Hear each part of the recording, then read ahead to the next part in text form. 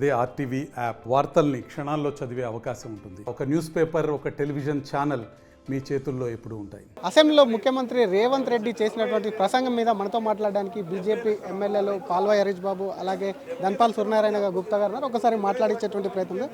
ముఖ్యమంత్రి భాష చూశారు.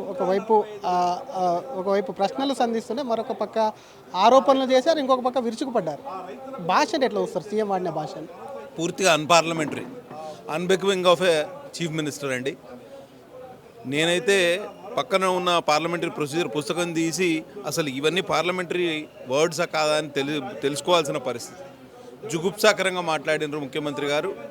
అసలు ఆయన స్థాయికి తగ్గట్టు మాట్లాడలేదు. 3 గంటల ప్రసంగం చేసి అల్టిమేట్గా ఆయన తేల్చింది ఏమీ లేదు. ఆయన మనసులోని ఆవేదనను బయటపెట్టుకోవడానికి శాసనసభను ఒక వేదికగా చేసుకున్నారు తప్పించి ఆయన ఇదమిత్తంగా ప్రజలకు ఏం సందేశం ఇద్దామనేది ఇంకా మాకు అర్థం కాలేదు. ప్రతిపక్షాలను దుమ్మెత్తిపోయడానికి ఇన్ని రోజులు కేంద్రాన్ని మీద నెట్టే ప్రయత్నం చేశారు.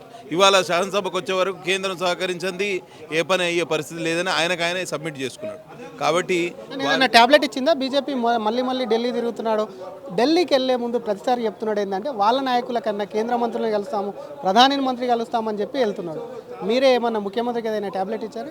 ప్రజాస్వామ్యం యొక్క విలువల్ని కాపాడడానికి కేంద్ర ప్రభుత్వం ఎప్పుడు సిద్ధంగానే ఉంది.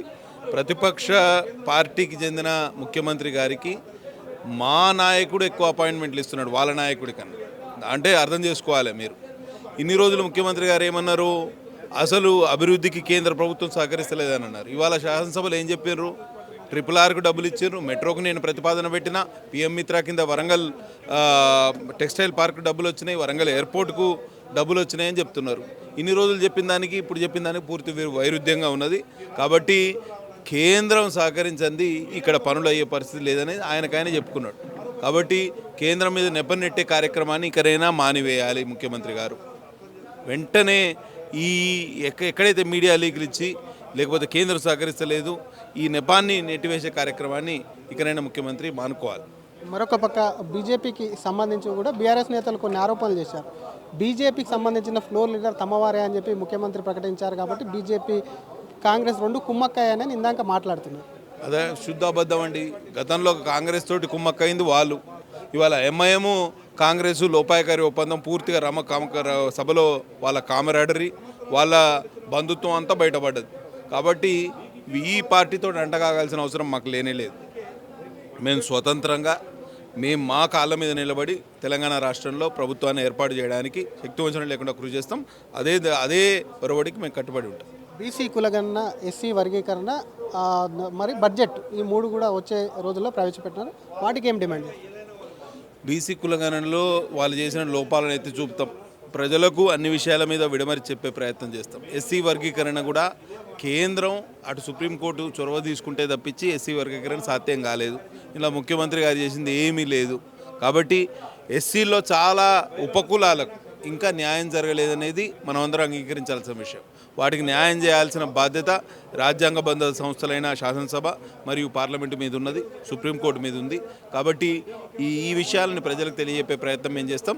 తప్పకుండా మోదీజీ చేసిన కృషి SC వర్గీకరణలో ఎవరు కాదనలేని సత్యం. దాన్ని కూడా సభ ముందు పెట్టే ప్రయత్నం చేస్తాం. తద్వారా ప్రజల్లో చర్చకు అవకాశం ఇస్తాం. థ్యాంక్ యూ అండి. ఇది ఒకవైపు SC వర్గీకరణకు సంబంధించి ఇంకా చాలా కులాలకు కూడా అన్యాయం జరిగింది, వాటికి కూడా న్యాయం జరగాలి. అలాగే బీసీకి సంబంధించినటువంటి రిజర్వేషన్లు పెంచాలి అని చెప్పి వీటన్నిటి కూడా డిమాండ్ చేస్తామని చెప్పి పాల్వాయి హరీష్ బాబు ఒక్కసారి ధన్పాల్ సూర్యనారాయణ గుప్తున్నారు, ఆయనతో కూడా మాట్లాడించేటువంటి ప్రయత్నం. ముఖ్యమంత్రి ఇందాక మాట్లాడుతూ కేంద్రం సహకరిస్తుందన్నాడు. అదేవిధంగా ఇక్కడ ముఖ్యమంత్రి, ఇక్కడ ప్రభుత్వం మీ ఎమ్మెల్యేలకు సహకరిస్తుందా?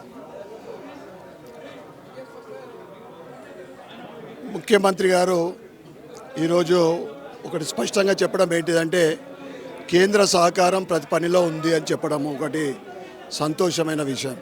ఎందుకంటే లోపల జరిగింది ఒకటి ఉంటుంది, బయటకు మీడియాకి వచ్చిన తర్వాత తిట్టిపోయడం అనేది ఆయనకు ఏదైతే ఎలక్షన్ కన్నా ముందు ఆయన పార్టీ పవర్లకు రావడానికి మాట్లాడిన విధంగానే ఇప్పటికి కూడా ఆ దూకుడుతనం కనిపిస్తూ ఉంది. దాంట్లో ముఖ్యంగా ఇక్కడ నేను సీఎంని కలవడానికి గత 4 నెలల నుంచి ప్రయత్నం చేస్తూ ఉన్నా. నాకు అపాయింట్మెంట్ దొరకదు. ఆయన వెళ్ళి అనేక సార్లు కేంద్ర మంత్రులతోటి కానీ PM గారితో కలవడం జరిగిందని ఆయనే చెప్పడం జరిగింది. ఇక్కడ మాకు సహకారం లేదు. ఏమాత్రం సహకారం లేదు. ఎందుకంటే ఒక ఉదాహరణ చెప్తాను. ఈరోజు ఓవైసీ గారు లేచి ఆయన గురుకుల మైనార్టీ గురుకుల విషయంలో కానీ, రంజాన్ పండుగ విషయంలో కానీ, ఇతర డిమాండ్లు పెడితే అసెంబ్లీలోనే రిలేటెడ్ మినిస్టర్లతోటి కానీ చీఫ్ సెక్రటరీలకు పిలిచి ఆదేశాలు ఇచ్చేసిండు ఓవైసీ గారి పనులన్నీ కూడా చేయమని చెప్పి. కానీ ఇక్కడ కానీ నేను నిజామాబాద్ అర్బన్ నుంచి అనేక రోజుల నుంచి అనేక డిమాండ్ చేస్తూ ఉంటే ఈ ఒక్కటి కూడా ఒక రూపాయి పని ఇప్పటిదాకా నాకు అర్బన్కు కాలేదు. అసలు ఈ సీఎం గారు తెలంగాణకు సీఎమా లేదా అంటే ఎంఐకి సీఎం అని నేను అడుగుతా ఉన్నాను. Thank you sir. అది అసలు మోడీ అన్నిసార్లు కూడా అపాయింట్మెంట్ ఇచ్చి ముఖ్యమంత్రిని కలుస్తుంటే మాత్రం ఇక్కడ ఉన్నటువంటి ఎమ్మెల్యేలకు కలుస్తానని చెప్పడం తమ పట్ల కూడా పక్షపాతం వహించడమే కాకుండా ఇక్కడ ఉన్నటువంటి సీఎంను 4 నెలల నుంచి అపాయింట్మెంట్ అడుగుతున్నా ఇవ్వట్లేదని చెప్పి కూడా అటు నిజామాబాద్ అర్బన్ ఎమ్మెల్యే ధన్పాల్ సూర్యనారాయణ గుప్తా అంటున్నారు. కెమెరామెన్ విజయ్తో శ్రీధర్, RTV, హైదరాబాద్. మరిన్ని వీడియోస్ కోసం ఛానల్ ని సబ్స్క్రైబ్ చేయండి. లేటెస్ట్ అప్డేట్స్ కోసం వాట్సాప్ ఛానల్ ని ఫాలో అవ్వండి. ఆ లింక్ డిస్క్రిప్షన్ లో ఉంది.